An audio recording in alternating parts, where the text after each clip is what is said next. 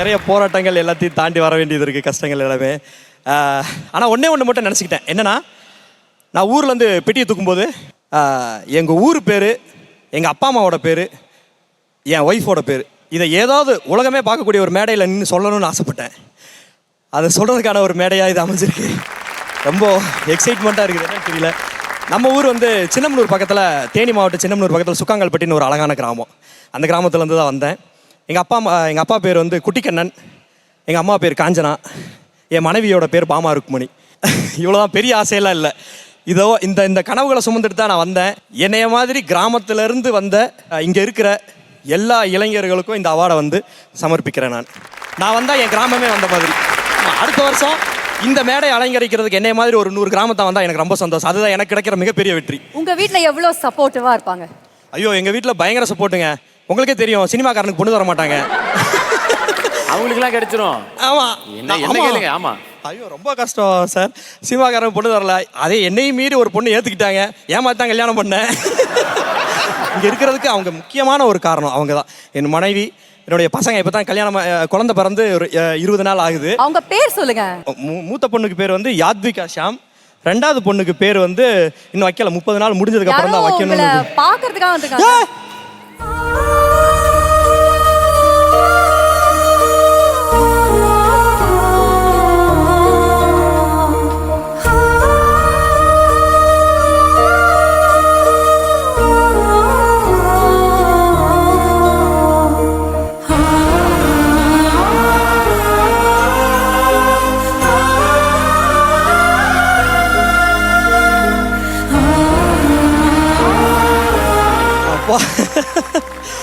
பயங்கரமான ஒரு ஃபீலிங்ஸ். இது அவங்களுக்கான அவார்டு தான் கண்டிப்பாக. ஆனால் தூக்க முடியுமான்னு தெரியல, அவங்களோட வெயிட்டாக இருக்கு அவார்டு.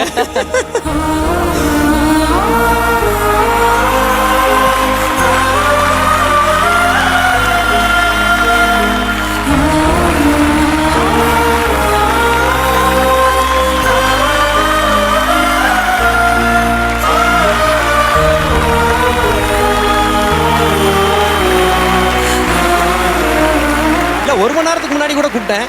அப்போ கூட வீட்டில் இருக்கும்போது டமா போய் சொல்லிட்டு இருந்தியா? உண்மையிலே சீரியஸாக ரொம்ப மிகப்பெரிய ஒரு எக்ஸைட்மெண்ட் தான். உங்களை யாரோ ஒருத்தங்க பார்த்துக்கிட்டே இருக்காங்க பாருங்க. ஆமாம், உங்களை தான்.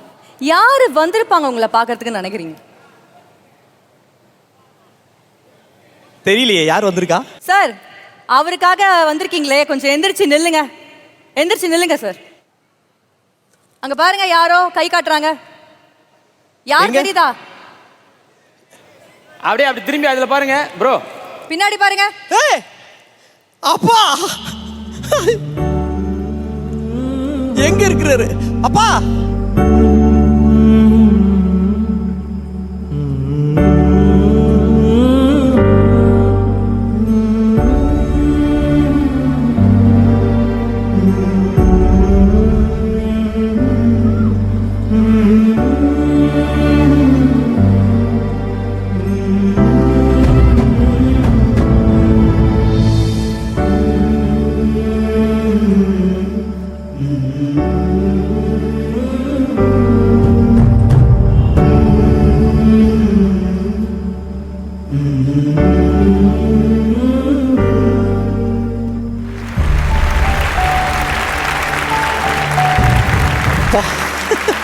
மூச்சுக்கு 300 தடவை ஏதாவது பயம் வந்துச்சுன்னா அப்பா அப்பா தான் சொல்லுவேன். ஆனால் அப்பாவே இங்கே வருவார்னு எதிர்பார்க்கல. அப்பா என் கூட இருந்தால் எல்லாமே இருந்த மாதிரி எனக்கு. ஒரு ஏழை விவசாயியோட பையனாக தான் நானும் இருக்கேன். ரொம்ப ரொம்ப சந்தோஷம் இங்கே அவரோட பையனாக இருக்கிறது. என் பையனை நினச்சி நான் வருத்தப்பட்டது உண்டு. இந்த லைன் நமக்கு ஒத்து வருமா, நம்ம ஒரு சாதாரண விவசாய குடும்பத்தை சேர்ந்தவங்க அப்படின்னு நினச்சேன். ஆனால் அவன் இவ்வளோ தூரம் முன்னேறி வந்திருப்பான் அப்படின்னு சொல்லி நினைக்கிற போது ரொம்ப பெருமையாக இருக்குது. அவனை இவ்வளோ தூரம் உலகத்துக்கு அறிமுகப்படுத்திய சன் டிவிக்கு மிக்க நன்றி. ஏறு பிடிச்ச அந்த கைக்கு அந்த அவார்டை கொடுத்த அழகு பாருங்க.